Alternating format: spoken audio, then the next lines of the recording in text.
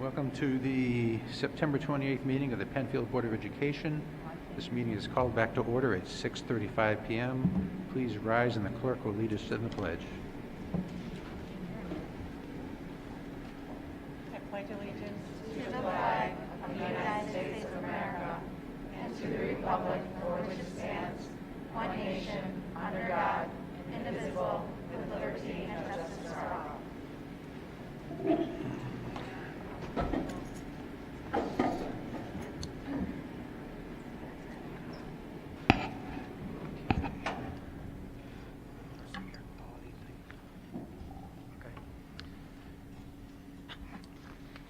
May I have a motion and a second that the board approve the September 28th, 2021 agenda as submitted?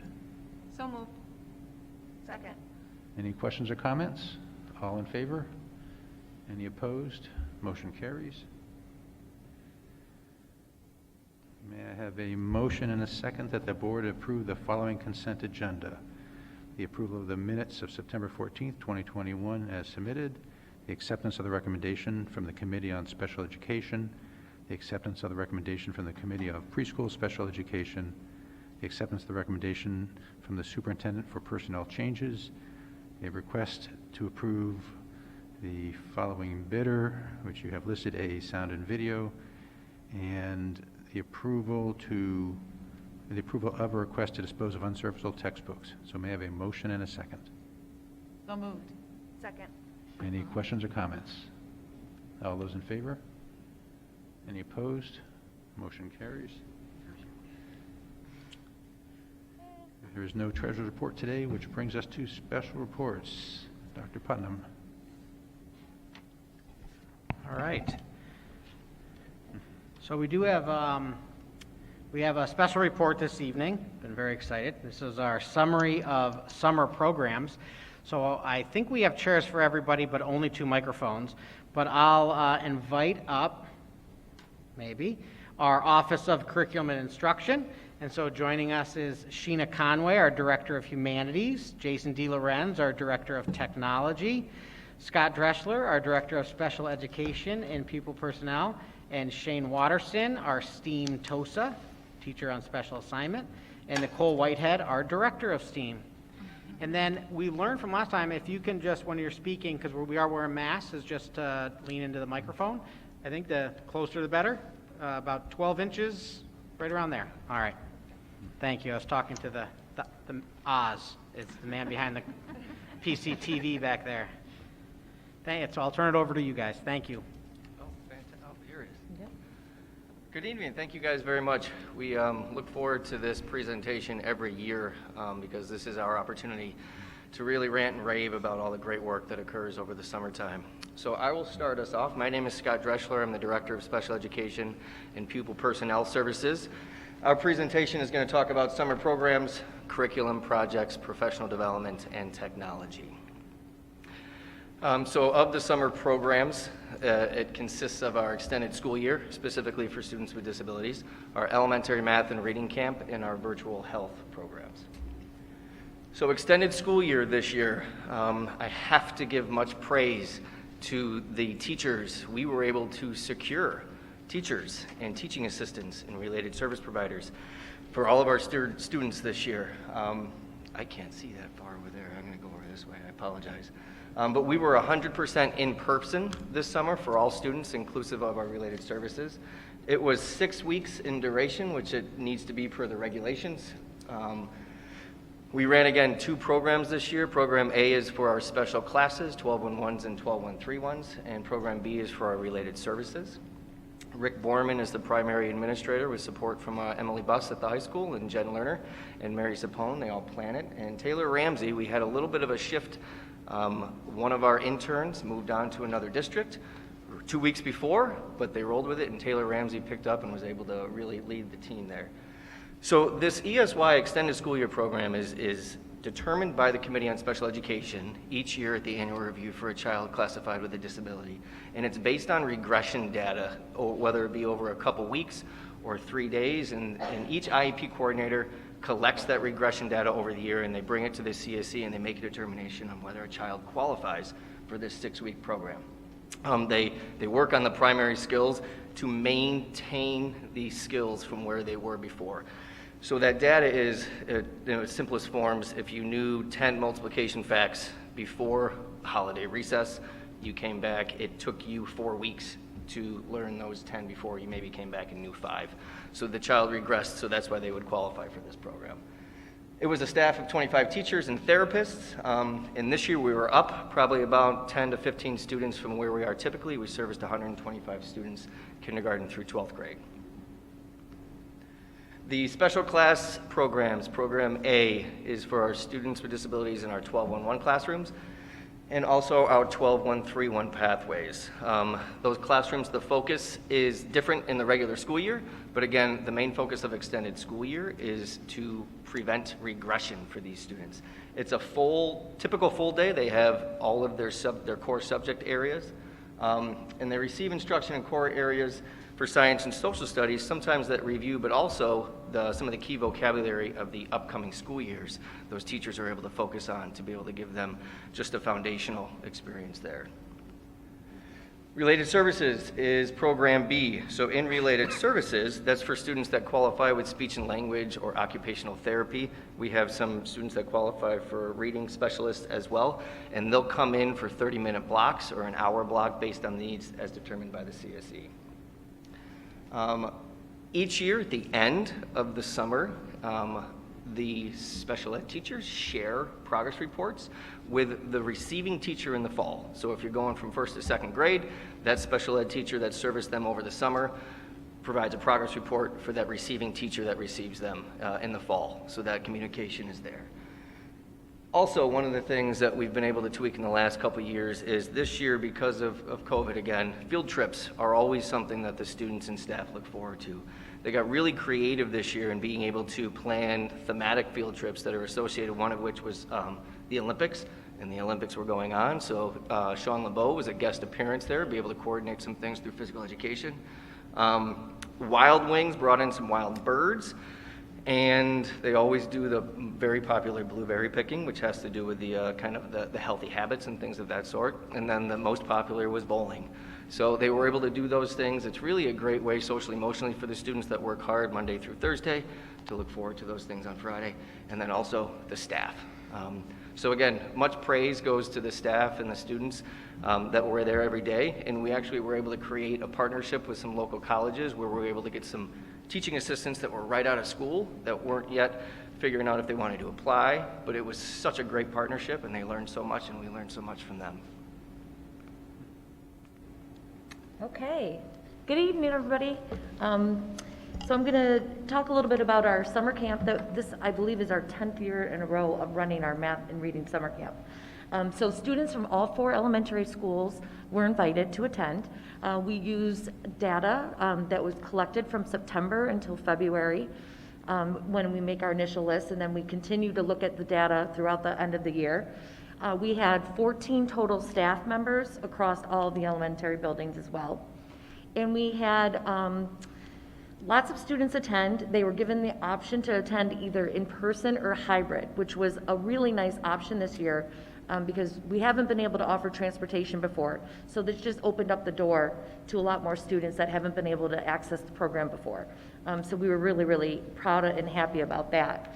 So there was 2 60-minute sessions. You can see kind of a sample schedule there. And similar to the summer ESY program, we use the Olympic theme. We love to use themes every year. We have little things that kids can earn that are theme related. And the kids really love that because we try to call it summer camp, not summer school.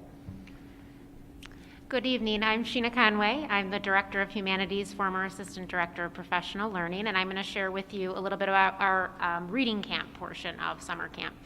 So 77 students attended the 60-minute session in small groups that were organized by grade levels. The sessions consisted of oral reading fluency, so the rate at which students can get words off the page, comprehension, spelling, vocabulary, and grammar.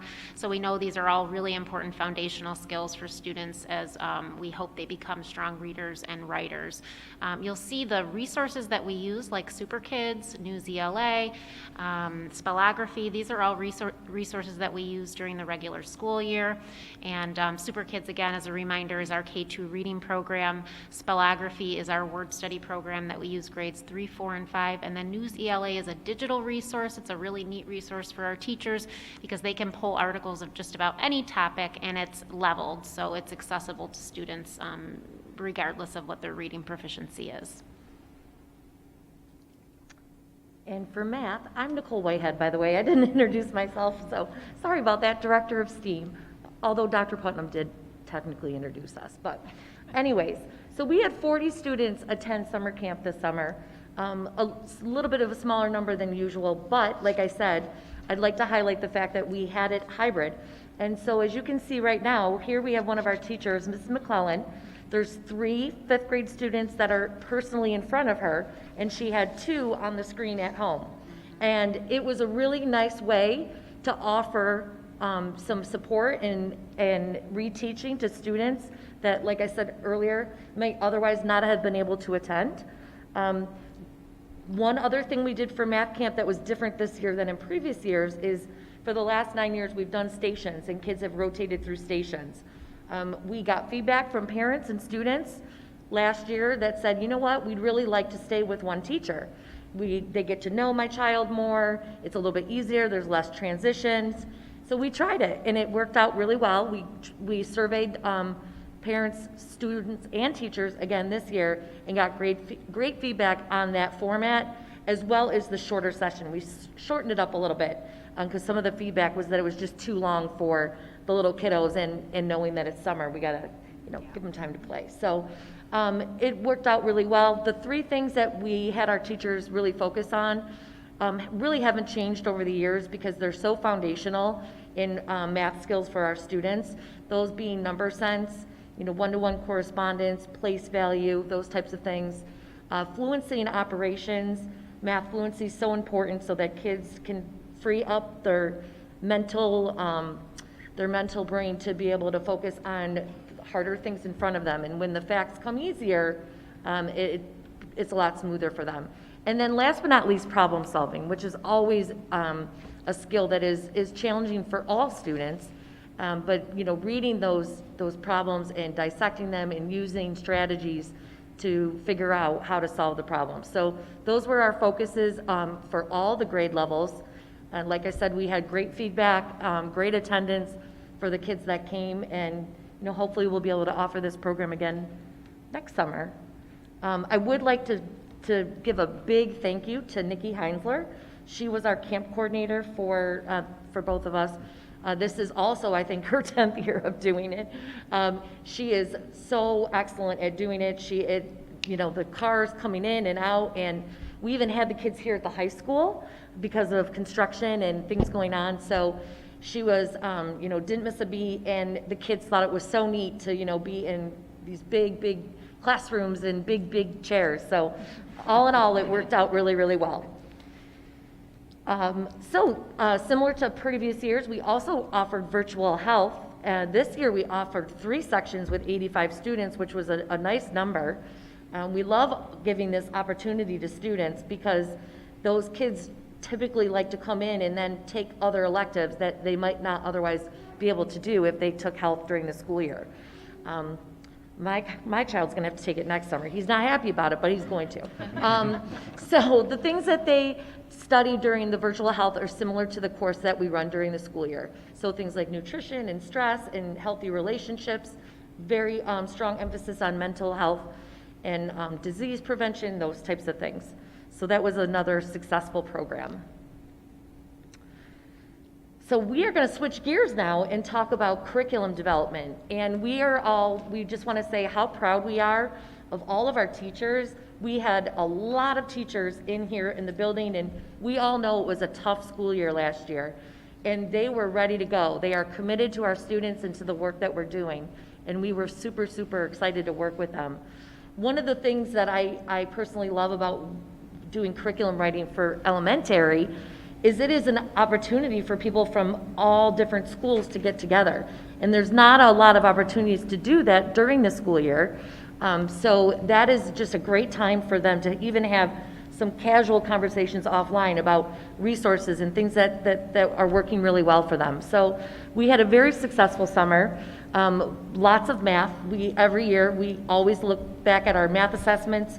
We look at our student data. How did the kids perform? Are there questions that we maybe need to tweak? Because we ask our questions by standards, and we can look at the data from that. And then we're constantly looking at resources too, and better ways to teach concepts, and especially skills that might be hard for our students to grasp.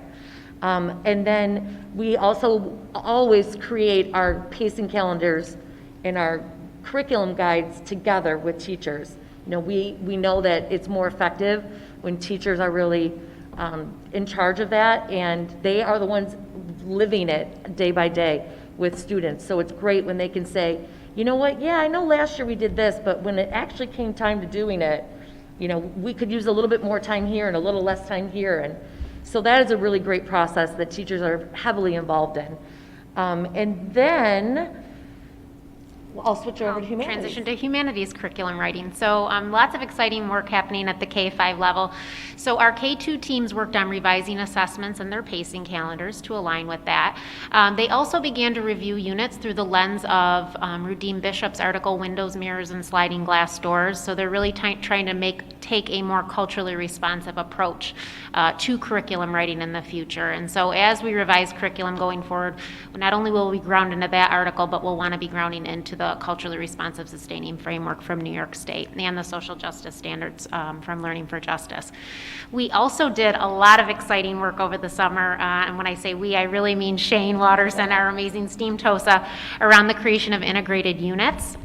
So we are integrating ELA, science, social studies, the social justice standards. We're moving away from siloing our disciplines, and we're really working more towards an interdisciplinary approach to teaching subjects like science and social studies and ELA. The research really supports this, that students, in terms of reading and writing, they tend to do better when they practice those skills within a content domain. So I'm going to hand it over to Shane so she can talk specifically about the units that we've developed. So I'm just here to provide you a little glimpse of one of the units we worked on this summer. So this is a 5th grade unit. The title of the unit is Relationships.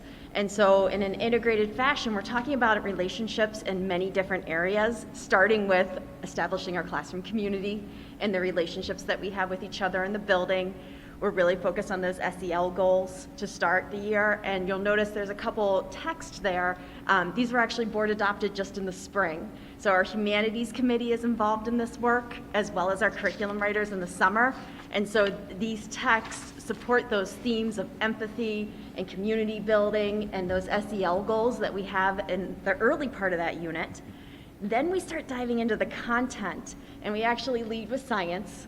So I am a science certified teacher, and so the science is the ecosystems. And so not only do we have all of these relationships and balance in our social lives, but we also have all these relationships outside in the environment, and they learn about producers and consumers and decomposers and how that system all works together, and how both systems are really delicate, and that you need to manage those relationships and be respectful of those relationships. So not only are they learning that science, but they're also reading and writing about that science. We know that if students build their background knowledge and read and write and think deeply about the content they're learning, it's going to endure with them longer. And so you can see our enduring understandings up there. We're all part of a delicate system that relies on our actions and interactions among each other and with the environment. And what we're doing is laying the foundation for social studies in 5th grade. It's all about the Western Hemisphere. So what was here before people, it was the ecosystem, the plants and the animals, and then they learn about the theories of human migration. And I love the ambiguity that they don't get one right answer with the theories of human migration. There's no recorded history there, so they learn that there's multiple timelines, there's multiple possible theories of human migration, but they needed those ecosystems in order to live here, and leads into the Aztec, Mayans, Incans, and ancient civilizations eventually. So we're really trying to tell a cohesive story through this integrated work. Thank you, Shane. I kind of want to go back to 5th grade and take that unit. I do. I'm not lying. Okay, so we're going to move on to secondary curriculum. Our 6th through 12 teachers were just as busy as our elementary teachers. Shane, a big part of what we've been working on for the last 5 years, we are now fully written and aligned K-8 to the new science standards, which is very, very exciting. We are chipping away at the high school. We've got common units between our living environment teachers here at PHS as well as Bay Trail, and we have common assessments. So no matter what course you're taking, whether you're here or there, the goals are still the same. The assessments are going to be common. So we're really proud of that work as well. And then I'll hand it over to you for the humanities. Sure. So 7th and 8th grade ELA did quite a bit of work this summer, actually in the spring and then leading into the summer, around adopting texts and incorporating multiple perspectives into their teaching. So we really want to expose students to a diet of literature, so they're not necessarily hearing a single story, right? And we know the danger of a single story. So they've done a great job with that. Jason Reynolds is one of the authors that they've adopted. He's probably best known for his work with the young adult version of Stamped that he co-authored with Ibram Kendi, but he also has a lot of other great texts that this team is now having students sort of grapple with and explore identity and the world around them. And for our world language curricula, they actually have new world language standards now, and this has not happened since 1996, so this is really exciting. And this high school team did a lot of work, levels 1 through 5, so all of the levels, to really incorporate those new world language standards. And also account for maybe some potential gaps that occurred due to the pandemic. So they did a ton of work this summer. We also created common assessments for our AP World 1 and 2 courses. So these teachers are really trying to align themselves, the part 1 and 2 of the AP World History curriculum. So they created common formative and summative assessments.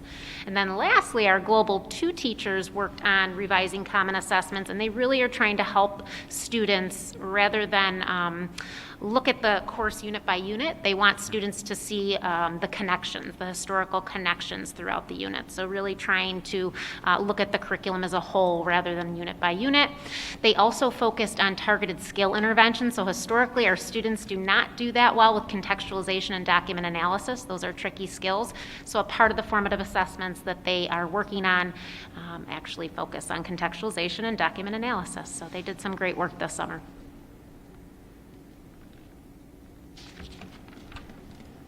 Oh, professional development's me as well. So,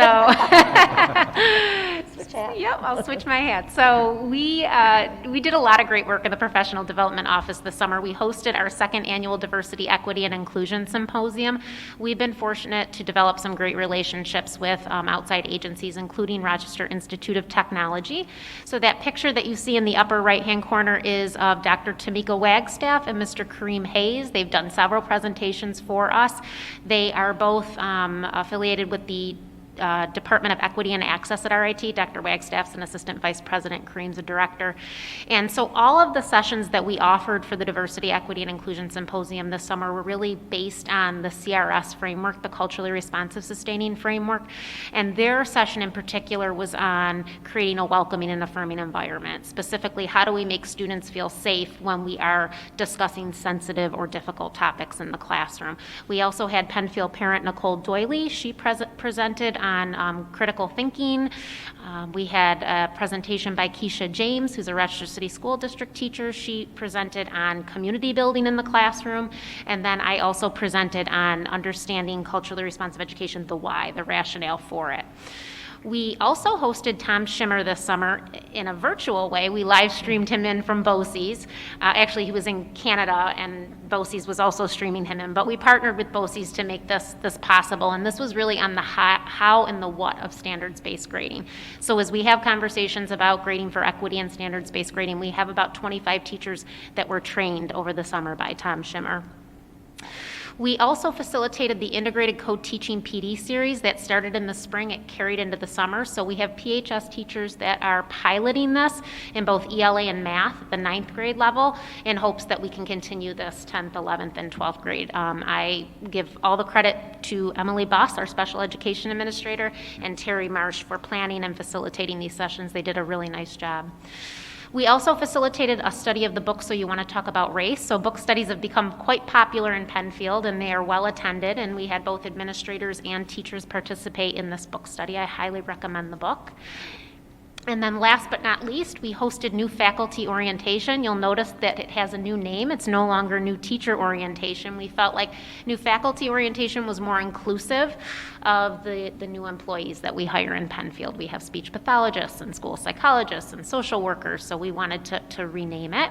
And the focus this year was really our commitment as a district to diversity, equity, and inclusion and those priorities, especially highlighting the creating a welcoming and affirming environment, which is the first guiding principle of the culturally responsive sustaining framework. So it was an excellent event, and we have a lot of great educators that we hired. So kudos to Dr. Kenny for bringing in the best. Oh, I got 2 chairs to choose from. Oh, this is musical. You Thanks, can Jen. play musical chairs. Good evening. Hello, I'm Jason DeLorenz, Director of Technology. Thanks for switching with me because I was trying to figure out how I was going I didn't to think reach you the could mic. figure it out. All right, so I know this is supposed to cover what we did over the summer. I'm going to go a little bit off brief because this is my 5 minutes a year I get with the board, and I want to highlight a lot of the changes and the developments that have happened in the world of technology in Penfield over the last 12 months since I've seen you. So the first thing and the most important thing is with the support of Dr. Putnam and the board and a lot of cooperation actually with Dr. Maloney when she was the principal last year, we were able to establish a technology help desk here at PHS and employ a number of very motivated, very technically skilled and just all around great students to work in conjunction with the permanent professional technology staff in assisting with basic troubleshooting, help desk, sort of tier 1 help desk concerns, repairs. You should see how fast these students can replace a laptop screen under 10 minutes. It's amazing. They've developed repair manuals for every model of laptop that we have here in the district, which is not a small number of types of devices. They're just, they're rewiring carts. They're 3D printing new parts to repair equipment that we have around the district. It's really sort of amazing all of the things that these students are able to do. I'm continually blown away. I come home and I tell my wife, I'm like, you wouldn't believe what they did today. They made this fan. They crafted these things out of spare parts. It's really amazing. And they learn a lot of those skills, I think, because a lot of them are active participants in the robotics program as well. So there's a lot of connections there. We are continuing that program this year. We actually just started yesterday with students in that space, and we've established a secondary help desk as well at Bay Trail this year, and I'm hoping to get students working in that starting this winter. I just have to iron out some details with Buddington over at Bay Trail to see how we're going to work that with the kids, but this is a great program and I'm excited to keep it going. Over the summer, we continued with our progression towards making Penfield one-to-one. We had a little bit of conversion that we had to do because last year all of our elementary students had laptops at home, so we had to collect all of those laptops, we had to clean them, we had to reprocess, reimage, take them back in, scan them in, and deploy them back into carts. And now all of those laptops are in carts in our elementary buildings. Each elementary classroom has a full complement of laptops. They stay at school. But they're there for students to use when they're in their classrooms. Our Bay Trail and high school students continue to have laptops that they are able to take back and forth from school and home, and those are assigned to those students as well. In a push to sort of modernize and move Penfield into the future with an eye towards fiscal responsibility as well, we're shifting away from all-in-one computers in the classrooms because everybody does have laptops now, and we're also moving towards a zone printing model to sort of cut our printer costs, especially when it comes to repair or replacement of those smaller desktop printers. And this has been an adjustment, but we're getting there, and it seems to be paying off. It's going to make it so that we don't have to continually replace all of those printers and all-in-one computers in the future. Additionally, we have updated all of our voicemail servers. We've updated all of our camera servers. We've worked with Brandon Fox's office and the facilities department with George English to upgrade our camera control and our access control systems as well across the district. And so those changes are all in place as well. So we feel modernized and up to date and ready to move forward in all of those areas as well. And then last, obviously the looming elephant in the room always, and especially these days, is cybersecurity and incident response. We've taken a very close look at our cybersecurity and incident response preparedness. Senior network technician Mike Dalala is very on top of this, and we've made some changes. I don't want to get too deep into the changes, but we have implemented multi-factor authentication on all staff accounts. We have increased our battery backup time in the main network room. We have increased our intrusion detection capabilities, and we've modified our network configuration to better quarantine affected devices. All of these, and additionally, I'm working with all of our software vendors to get data protection agreements that are compliant with the NIST cybersecurity framework. All of this is with the goal of mitigating our sort of risk exposure and reducing the amount of time it would take us to recover from any sort of incident should that occur. Not that I want that to happen, but you get the point. So at this point, we'll take any questions that you have for us. Thank you. Okay, that was quite a bit. Any board members, any questions? Okay, I have a couple here. I saw that. Let's see. First off, I guess the first thing is to thank you all. There's the cliche that, school, everyone teaches from September till June, and then they go off to the beach or hike in the mountains. And really, running a school district and all the things associated with education is really a year-round endeavor. So you don't get the summers that the kids get. And so thank you to you, the administration, the staff, and the faculty who spent a lot of time, obviously did a lot of work that you explained right here. So again, we want to thank you for all that. And it was quite a bit that you presented today. A couple questions. So, and you may not be, so the top of the virtual health, and this may not, I don't know if this feedback got to you or not, but was there any impact of, in terms of discussion of wellness and all that tied to the COVID and the quarantines and the hybrids? Did the students convey anything associated with that came back to you guys?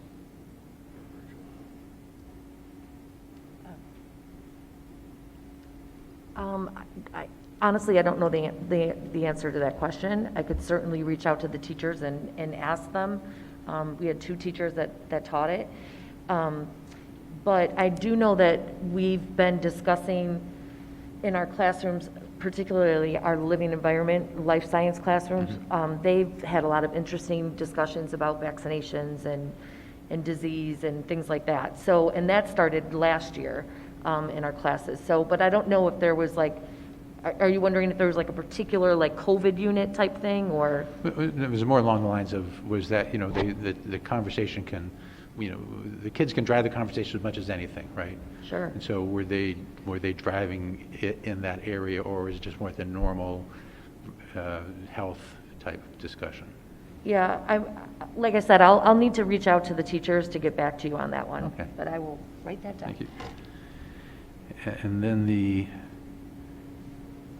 technology, which first off, it's great that the students are involved, and of course, we always joke about how technically astute kids are, and that proves it right there. And they're interested, they're motivated, and it becomes a passion for them, and they can do quite a bit, just like things like robotics. I mean, I see a lot of that go very similar. We've made a lot of purchases this past year to go to one-on-one, which brings into the question of life cycle planning for that. So can you tell us a little bit about life cycle planning with all the purchases we made, kind of all at once? Absolutely. So when we went one-to-one, we were able to repurpose all of the computers that we had already in the district, all of the laptops that we had already in the district. And we already had about half as many as we needed. And so when we made the decision to go one-to-one in May of 2020, we had to purchase approximately 1,750 laptops to bring us up to the full numbers that we needed to go to. Though that shipment did not arrive in a timely fashion due to a variety of reasons, COVID, labor regulations, the Department of Commerce actions against China, and all of that. So I actually made 2 additional smaller purchases based on the available stock at the time in August and October of last year, and that was what brought us fully one-to-one actually as of November or so last year.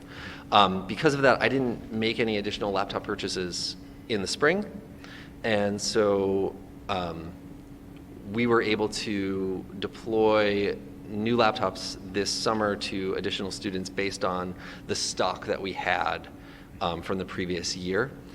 We did have a number of laptops that were due for replacement. They were just 6 or 7 years old at this point, and that is about 2 years past their expected life expectancy. So we did recycle those this summer. Well, we actually took all of the usable parts out of them and then recycled the remainder. Because we can repurpose many of those parts in another model that we have. What we're trying to establish right now is a life cycle where Bay Trail students will get a laptop assigned to them, a new laptop assigned to them in 6th grade that will last them through 8th grade. And students will have a laptop assigned to them in 9th grade that will last through graduation. The 3-year life cycle for middle school and the 4-year for high school is sort of by design. Middle schoolers are a little tougher on things than high schoolers are. And we won't just recycle those laptops at the end of the 8th grade year. We'll reabsorb them back into our stock for repairs, replacements, and short-term loans and things of that nature, right? So we're planning on generally a 4 to 5 year life cycle for these laptops. And the ones at the elementary level, obviously, they're going to have a little less wear and tear on them because they're not traveling with the students. So I think we'll be able to get a 5 to 6 year span out of those and then just replace those on an as-needed basis. And so right now at the elementary level, we have about a third of the laptops are brand new as of last November, a third are about a year old, and a third are about 2 years old. So our replacement cycle is looking like every year the district is most likely going to have to purchase somewhere around 1,000 new devices to maintain that cycle sort of perpetually. Okay, great. Well, thank you. I mean, I know that's a big rise in what we've been doing, all of a sudden. So it sounds like you've got it all planned out. We're doing our best. Right, thank you. Again, board members, any other questions? I just have a comment / small question.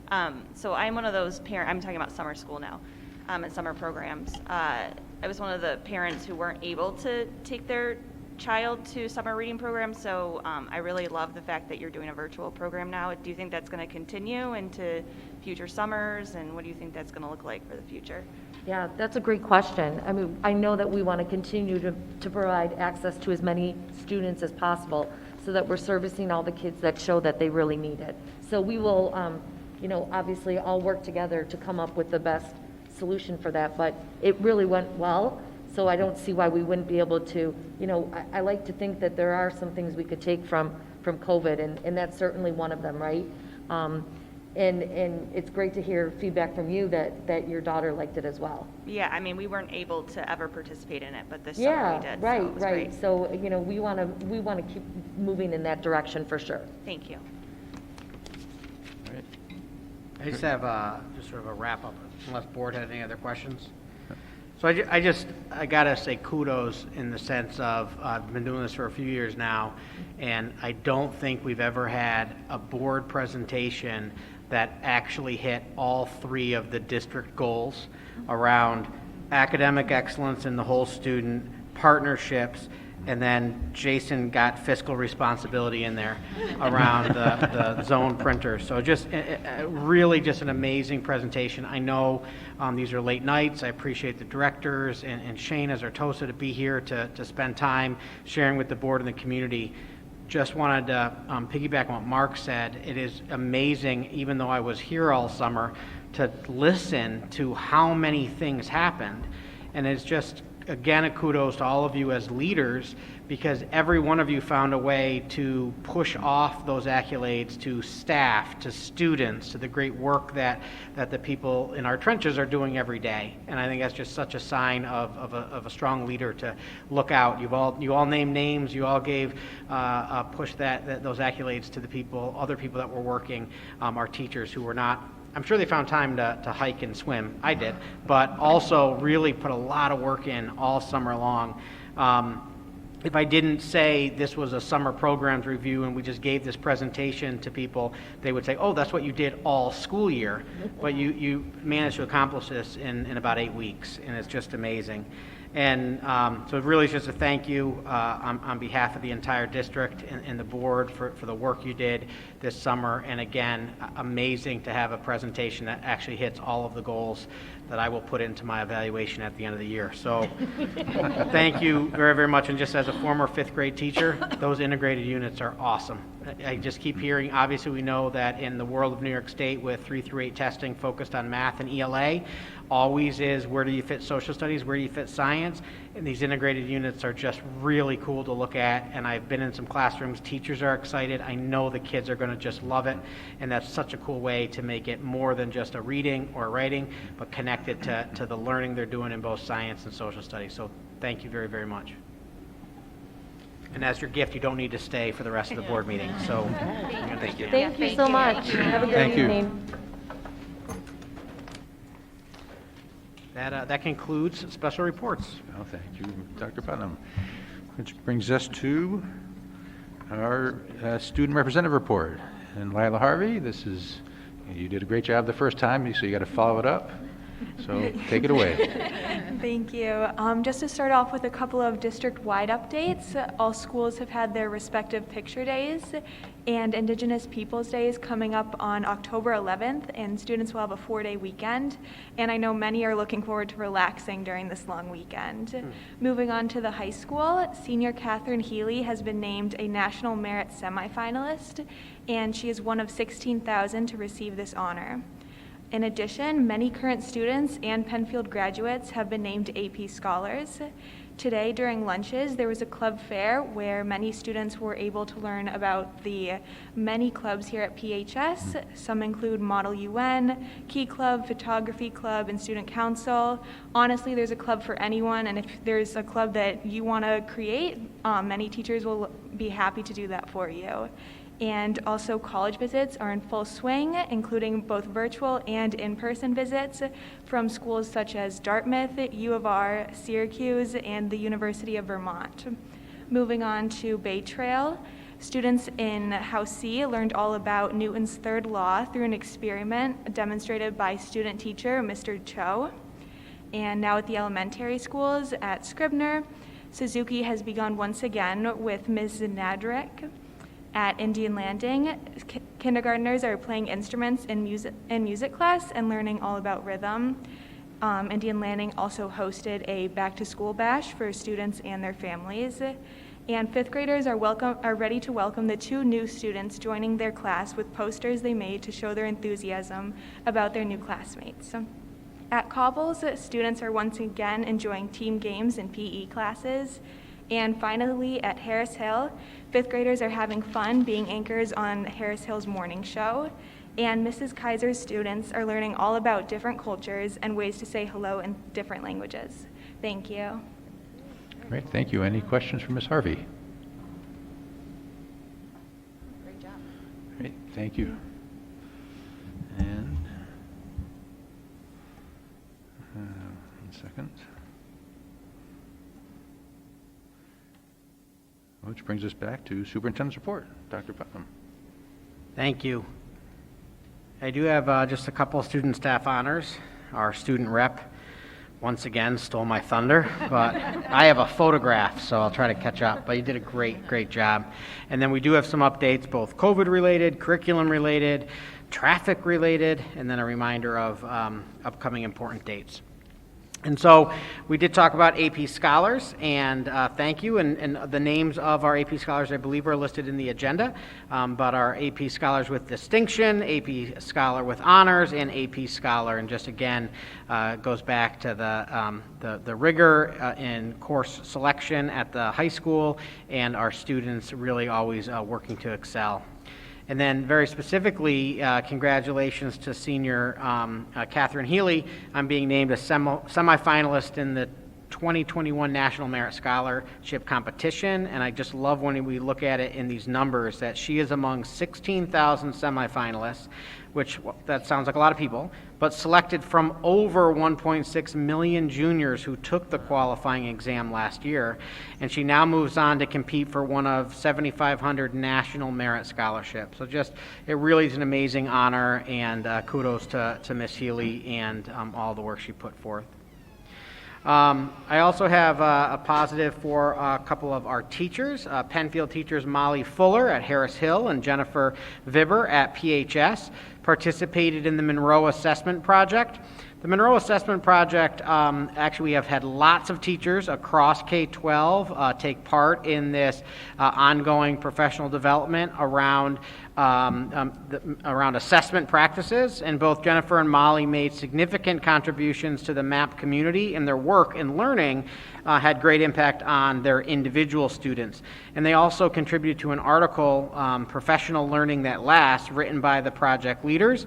It was recently published, and just want to give congratulations to Molly and Jennifer, but also to all of our teachers over the years who have worked through BOCES in the Monroe Assessment Project. It's very, very cool work, steeped in supporting students individually and using assessment practices that are real and connected to the real world. And if Dr. Driffel could just click remind me later to restart my computer. Thank you. And then I just get to Penfield updates. And so we do have, it's been about 18 months now, but every board meeting I give some COVID-related updates. So as we announced, we talked about last meeting, New York State passed an emergency regulation that districts across the state must begin COVID testing all staff unless staff opt out by providing proof of full COVID vaccination. This is the power of, I guess, word choice, but this is not a vaccination requirement for all staff. It is a testing requirement. So all staff has to be tested for COVID. It is the rapid test that we used last year. It is administered in typically our nurse's office. But again, staff by the regulation can opt out of this if they show proof of full vaccination. So as of today, we have about 523 staff members who have opted out. We have about, give or take, around 900 plus staff members, so we're more than half who've opted out. I want to be clear with the community and the board, that doesn't mean that only half have been vaccinated, but as of now, only 500-ish have have showed their vaccination to get opted out of the testing. The way the regulation is written is that, you don't have to show proof, and then you do have to be required to be tested, which does put a strain on our means and resources to be able to do that. I do believe, and we believe, that this number will increase. More people will opt out as the testing begins. Be very fair. I'm always going to share when I make a mistake, but I was saying, wow, our number was low, and Dr. Kenny said, you haven't shown your vaccination status yet. So I did before this board meeting, so maybe it's 524. So I'm sure I'm not alone that it's one of those pieces you don't think about until the testing starts. In addition, per that emergency regulation, districts had to allow families to opt in their children for regular COVID testing at school. The emergency regulation was very specific that it was for unvaccinated students. And so I did receive some emails that from parents and community wanting us to test everybody, but we were working through the state regulation language, which is really focused on unvaccinated students. However, we did send the survey in Infinite Campus to all families. So as of today, it closed last Friday at midnight. As of today, we have 680 students whose parent or guardian opted them in for COVID testing. Just a little bit of point of interest is 614 of those students out of 680 are in grades K to 6, which all of our students in K to 6 are not vaccinated because there's no vaccination yet. 7th grade, it's about half depending on when birthdays fall. And so we're now working with Monroe County Department of Health, as always, to determine the most efficient way to maintain student COVID tests. It may require a percentage of the students who opted in each week, because 680 tests a week is going to be a pretty quick, it's going to go through pretty quickly the tests that we've been provided from the county. And so we're working with them. For staff, it's very clear that it has to be weekly if they don't opt out. For students, we have the ability to work through Department of Health to find out what's the best way to do that in order to continue to test students who want to be tested because of their parents. Again, I want to be clear with that, is that students do not get to sign up for this. It does have to come from their parent or legal guardian. And so our goal is to begin testing next week, but a lot of pieces still have to fall into place. Now that we have our numbers, we're working with the Department of Health, make sure that our tests are ready, and make sure that our nursing staff is able to get the system in place. So we've been meeting regularly, and I'll provide an update as soon as we start testing to families and obviously to staff. A couple of questions that have come up is, what is the plan for students who are required to isolate or quarantine by the local Department of Health? Our community parents receive an email once a week on Wednesdays with our most updated COVID numbers in terms of how many confirmed COVID cases there are. We have very few right now. It's on the webpage, and so parents can go and check on the webpage where we're at. But it still comes a question is when students are isolated, which means that they have COVID, or they're quarantined because they're a close contact. And so as we look through this, we really want to be clear is that every student situation is unique. And so faculty and staff will provide work and at the K-5 level devices as necessary to support students who are out due to isolation or quarantine. And administrators, teachers, and counselors are working to support students who are absent due to illness or the DOH quarantine. So prior to COVID, we had students who were out for a number of health reasons. You could get the typical flu and be out for a good 7 days. We will work with the families individually to support their student needs. We've had families who want a lot of work, and we've had families because their child tested positive that just want to make sure that health is the number one piece and will catch you up when you get back. So we really want to make sure that we're able to move pretty quickly in terms of supporting each unique situation for our students. And again, the best contact there is the building or grade level administrator, the teacher, and the counselor. And then we have received questions in the past in terms of what are we going to do if the entire classroom, school, or district are quarantined. We have seen this pop up across the state. A nearby district is dealing with that. And so we're continuing to iron out details for this scenario.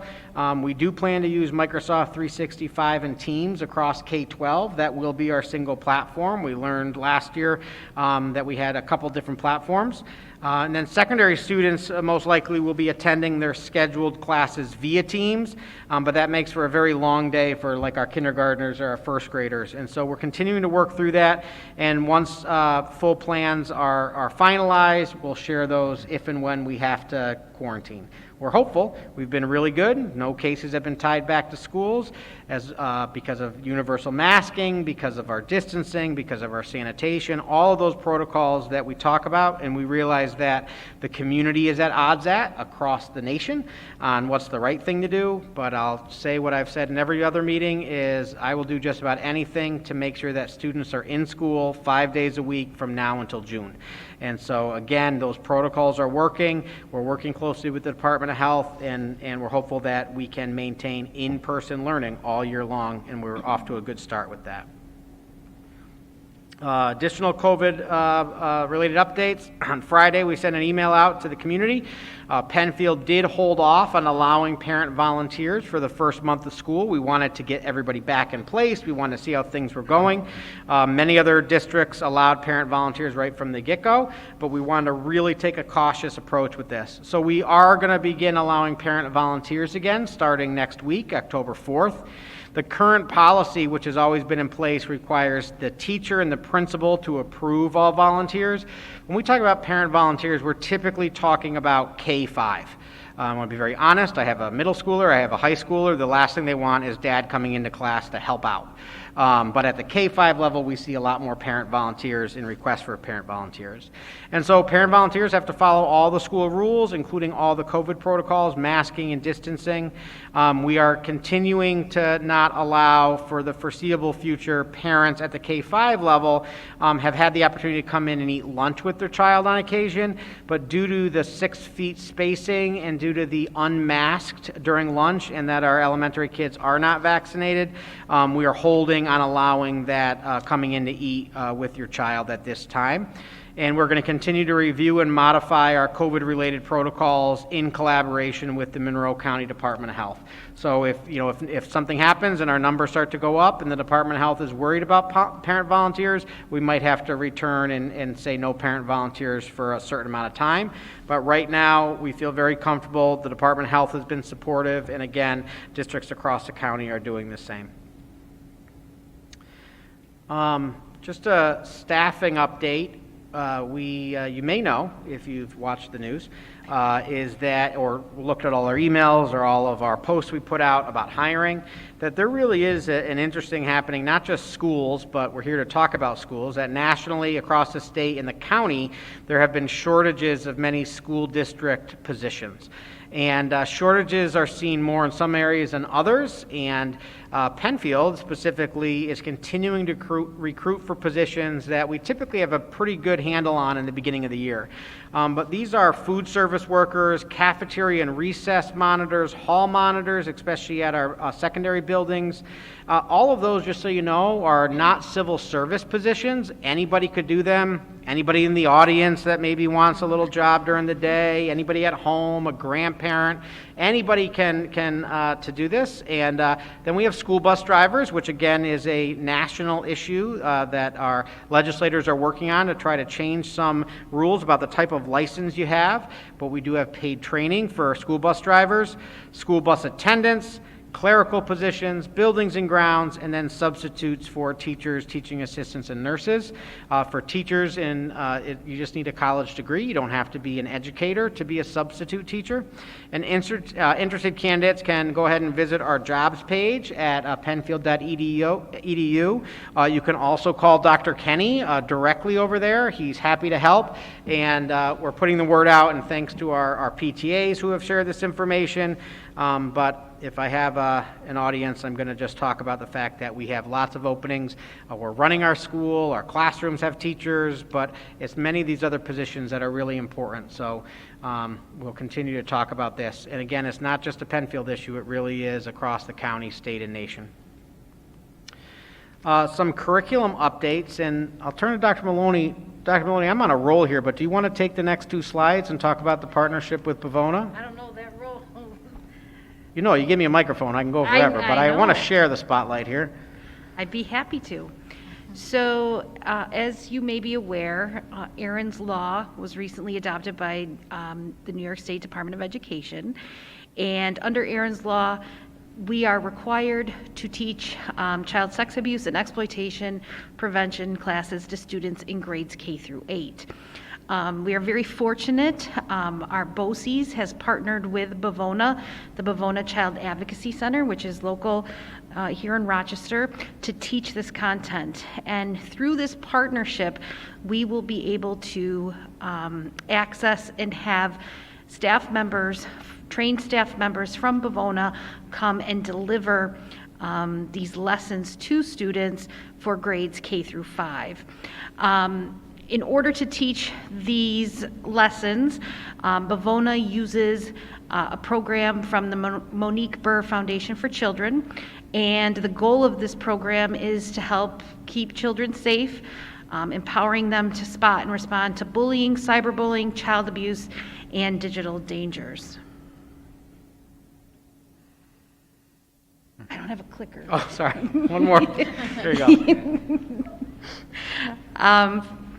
For grades K through 5, there are 2 40-minute lessons per grade, and as I mentioned, they will be delivered by the Bavona staff. The classroom teacher will be present during the lessons. The classroom teacher will also receive some training.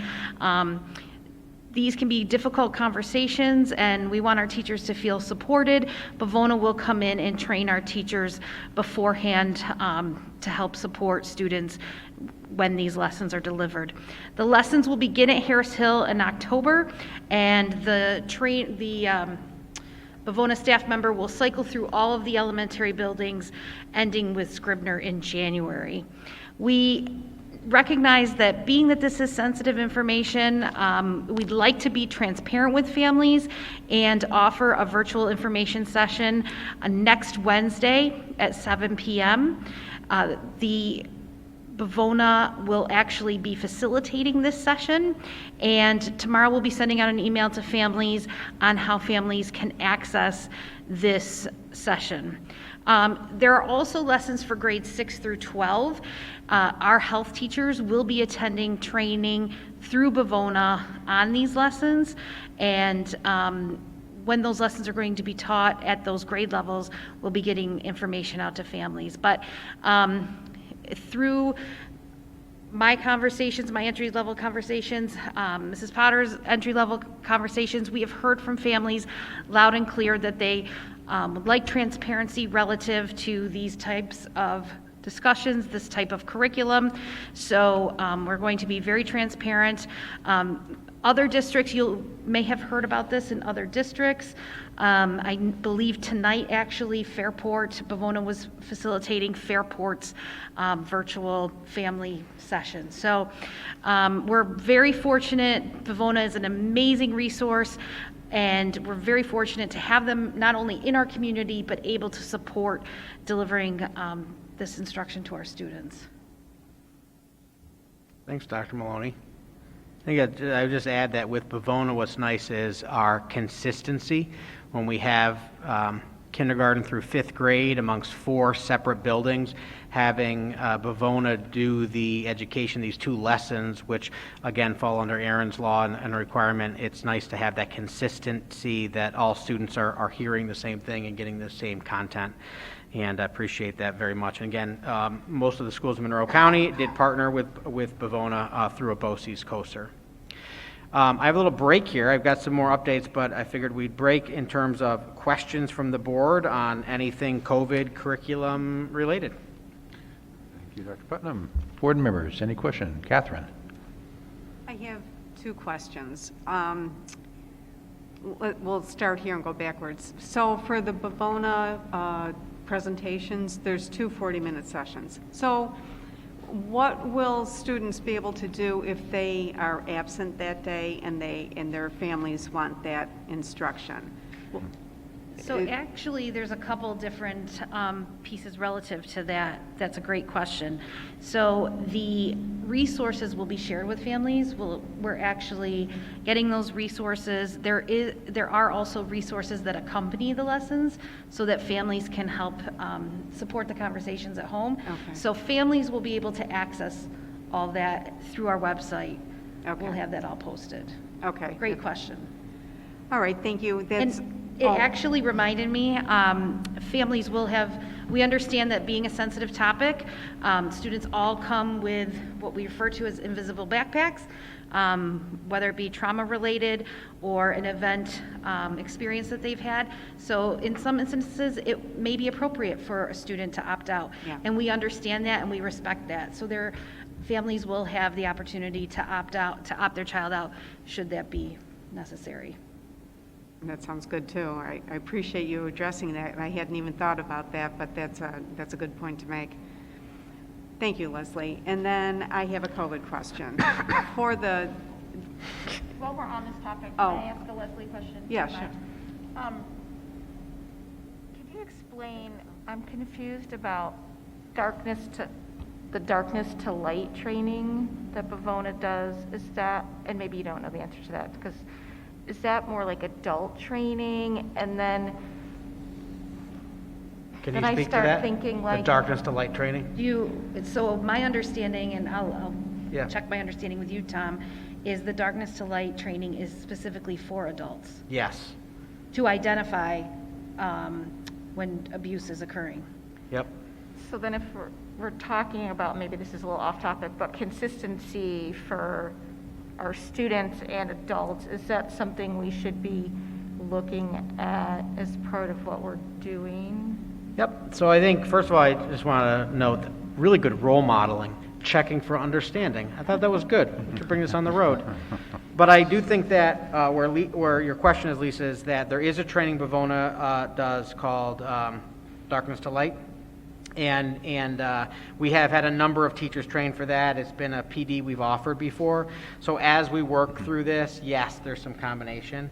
But for these K-5 lessons, which, having looked at them, I just want to also, they're all very age appropriate. So I know there's sometimes this stuff in social media that, this is some sort of sexual education for students at elementary. This is not. This is, terms of that, what we got as youth is like stranger danger, right? They don't use that anymore because many times, unfortunately, people who abuse aren't strangers. And so it's really, but if you think about that stranger danger stuff, this is that's the sort of area of where we're looking at. It's part of a law, Aaron's Law. It's very interesting, but it really is about making sure that students have understanding on who to reach out to for help and what's appropriate and what's not. This is not sex education. Let me be really clear with that. The piece with this is that our Bavona now, for this, will be working with the classroom teachers in a short professional development so they understand what to do if a student comes forward or common language. As we look at building staff, 100% is an area of how do we utilize Bavona for our staff professional development too, to make sure that they're getting enough training and that our students are supported. And, we know that these issues come up, unfortunately, across everywhere. And we know from the media that a local district really dealt with this after Bavona came in. And so this is one of those pieces where the more you can have these conversations with children, make sure that they have a place to go, trusted adults, this is really important. So that was my long answer to your question that yes, we also need to layer our staff professional development around this.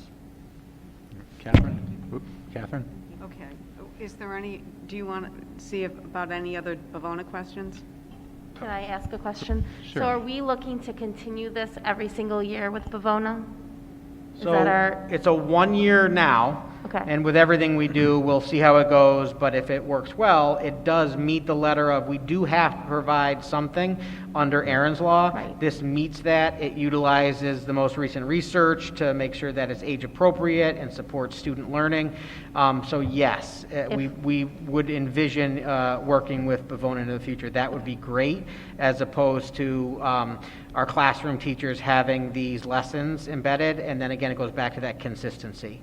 So, but our contract with Bavona is a year. okay, thank you. Any other questions related to that, Aaron's Lab and Bavonia? Okay. Catherine? Okay. I had a COVID question, which is about the testing. My understanding was initially we were to offer testing to anybody who wanted to opt in, correct? For students? Yes. Yes. Okay. However, we're seeing how many have opted in, and it may present an issue, and therefore that might change. Is that correct? So by the emergency regulation, we were required to offer parents or guardians to opt their children in, their unvaccinated children in. So that's the letter of the regulation, which is it was supposed to be unvaccinated students could opt in, right? But we sent a survey to all families. And the fact that we have 680, we want to be clear that we've got to make sure that we actually have the capacity and the staffing to give 680 tests. It's about, depending, elementary schools are about 115 kids.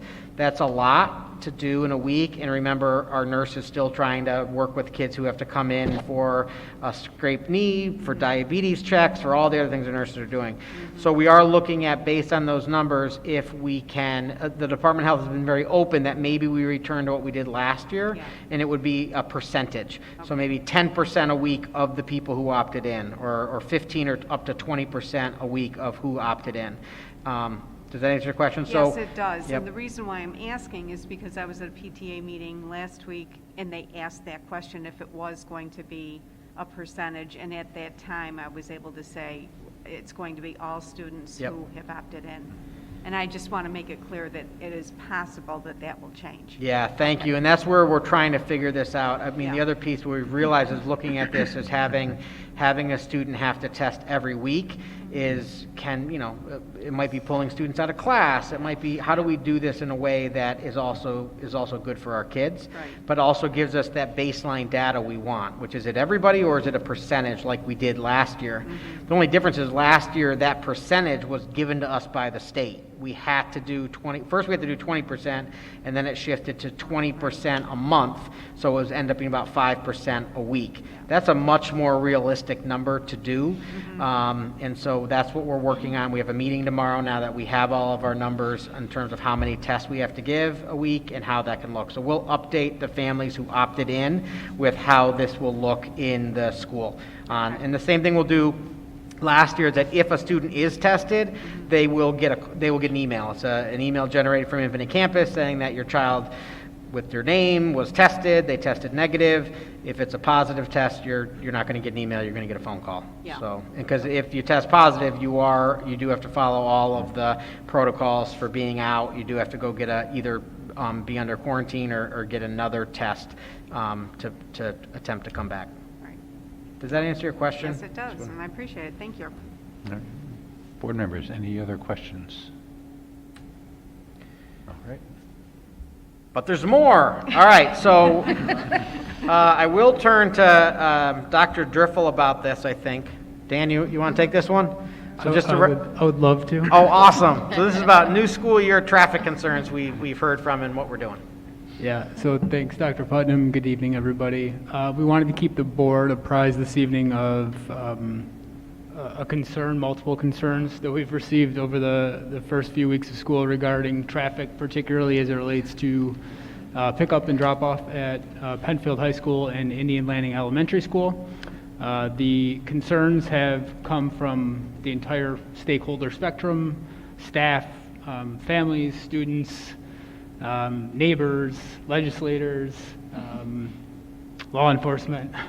So just about everybody has, reached out to somebody at the district to express their concerns. So we've made some immediate changes that we're going to share with you in a moment. But I think it's safe to say that with every new school year, the first week of school, traffic is always a little bit slower as people acclimate to their new routines, calendars, adjustments. So we're trying to be patient and see if our systems we're going to be able to accommodate now that we have a full return to in-person learning. But it certainly seems like behavior has changed around families and kiddos carpooling, taking the bus less often, so we just have more traffic that our systems just don't seem to be handling well. So we have implemented some short-term supports at Penfield High School. We have changed the drop-off location for some of our buses over to the community center, so the kiddos just walk across the boulevard, and that's helped with a little bit of the drop-off time. At Indian Landing, we're making some changes regarding the new drop-off loop. I should mention that drop-off pickup loop was designed 5 years ago, and now that it was open, we were very excited. But the amount of traffic that we're seeing on a daily basis, 60, 70 cars, is just not able to fit in that loop well, especially in short dismissal intervals with parents stopping, kids coming out. So we're going to be actually implementing some physical changes over there. We're going to be changing some striping, removing some parking spaces that we currently have, expanding the width of the asphalt, and we're going to try to move the inflow and outflow off of North Landing Road and over on Forest Hills.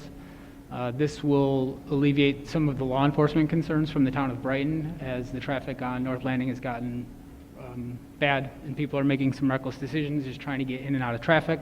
So some of those changes will be going into effect as soon as possible in the next couple weeks.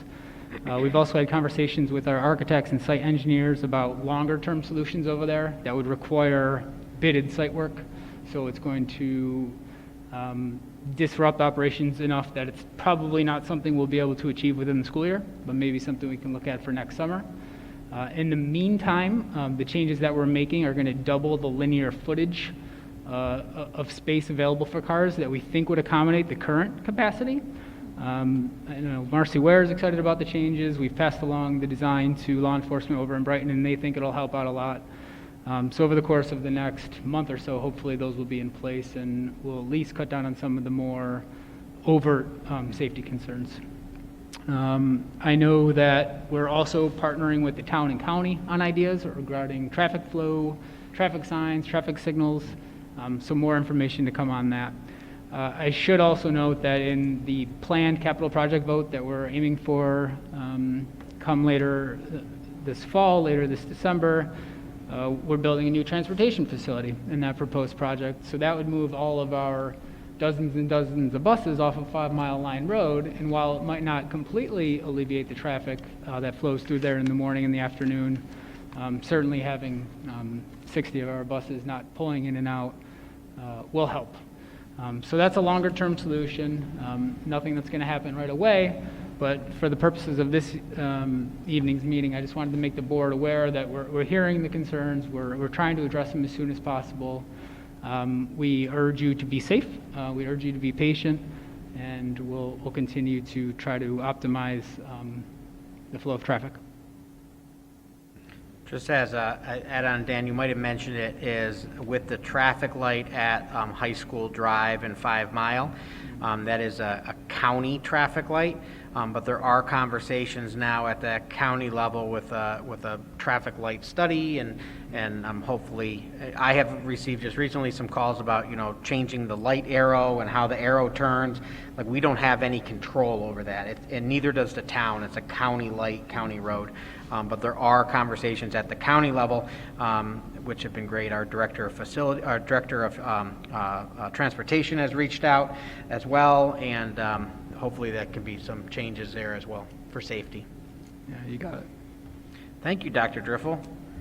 And you shared, you sort of previewed just a little bit about the potential of the bus garage moving off of 5 Mile Line, which would alleviate long-term some of traffic of the buses rolling in and out across all day.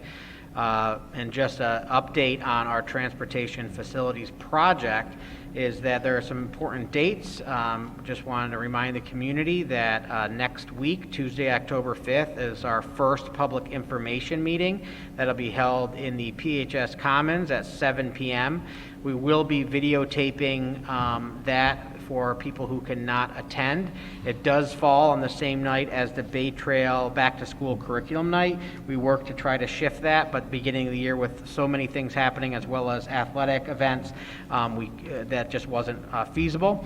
However, that's why we will videotape it, we will post that, and then we'll have another public information meeting scheduled for Monday, November 29th at 7 p.m.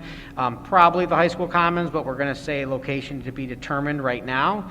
And then the tentative vote date, if this moves forward and the board approves the project, that would go to the voters on Tuesday, December 14th. That is a current board meeting, so just for board members in the community, we'll be looking at if the vote goes forward, about probably changing our board meeting to December 7th. And that, believe it or not, is the end of superintendent reports. All right. Board members, any questions on what was discussed, to the remainder of the report? Okay, seeing none, we will move on. Thank you, Dr. Putnam. You're welcome.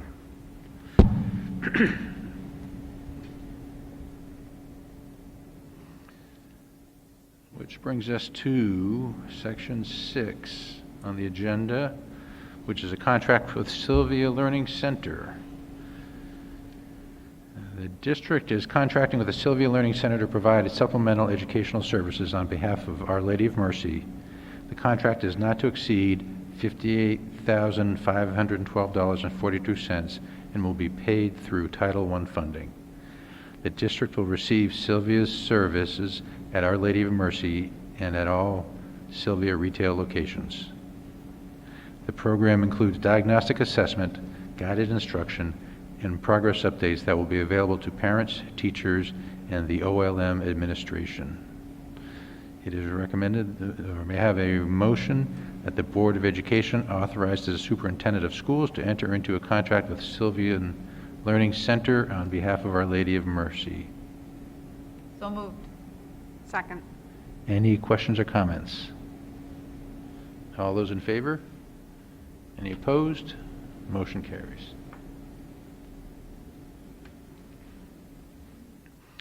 Policies for first read. See, we have one policy. Would someone on the policy committee like to introduce this? Yes, Right, go yes. right ahead. Thank you. Or- So, no, I am happy to report on the policy committee. Policy committee, this is our first policy for first read in a while because policy committee made up of board members typically takes a summer break, but we're back and we meet every other week. This is just a little preview is that the policy committee has a 5-year review of policies. So they go through all of the policies we have in a 5-year period. And just to make sure when we do that, it's really to really ensure that our practices align to our policies, that our policies haven't changed due to law or different protocols. We also started looking at, thanks to the policy committee asking, is the number of policies we're required to have by New York State education law. And so we're required to have a certain number of policies. Most districts, including Penfield, have many, many, many more. But the policy committee has been starting to look at this, and we're starting in the 1000s, the earliest policies. And we have several policies all dealing with Board of Education meetings. The annual meeting in July, our different types of meetings, and so the policy committee looked to combine those into one policy to make it clearer for the public, also for future boards. Instead of having to look through 4 policies, everything is in one policy. And so that's what's here, first read, so it's up online now. Community members can review it, send any feedback to the policy committee, and then if we go to second read and approve this policy, then we would also look at which policies we would be deleting because we combine them into this one policy. I will ask the policy committee, did I do that justice in terms of our conversation? Yes, you did. Thank you. That brings us to visitor speaking time. We as a board appreciate the comments of the community during the public session of the board meeting. Every individual that speaks has a vested interest in the education of our students. Your comments are important to us, and matters involving individuals or specifics of negotiation are not permitted in public session. Concerns raised will be referred to the district administration for follow-up or action when appropriate. Visitors may sign up to speak at the meeting by emailing the district clerk with their name, address, phone number, and topic for which they wish to address. Registration will be open at 8 a.m. on Friday before the meeting and remain open until 3 p.m. on the Tuesday of the Board of Meeting. Speakers are expected to identify themselves with their name and address before presenting and limit their comments to 3 minutes or less. A total of 30 minutes will be allotted for visitor speaking time.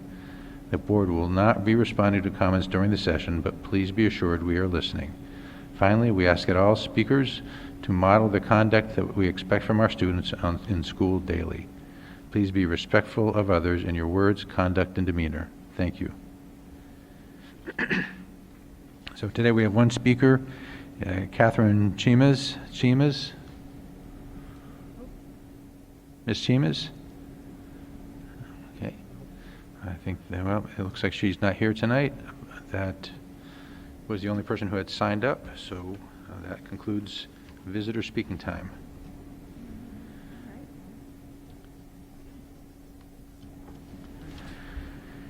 All right, so now we talk about the other activities that the board does outside of the board meetings. One of these activities is the Monroe County School Board Association committee meetings, and the most recent one is labor relations. Ms. Babiarts? Yes. It was this past Wednesday, and it was a wonderful presentation. Are you prepared to respond to a cyber attack or inadvertent data breach in your school? And Dr. Dreifel was also there. So the presenters were Joseph Fields and Lindsay Plantholt from Ferrara and Forenza, who are our attorneys. And Lindsay, this is her expertise, as well as it is Joseph Shields as well. But Lindsay really gave an amazing overview of this. And the first thing that she did was she discussed the 3 laws that protect data in a school setting. There's the Family Educational Rights and Privacy Act, also known as FERPA, the Education Law, Section 2D, and Part 121 of the Commissioner's Regs, and then New York State Technology Law, Section 208, as modified by the SHIELD Act. Or, okay, I can't read. Looks like SHIELD. Anyway,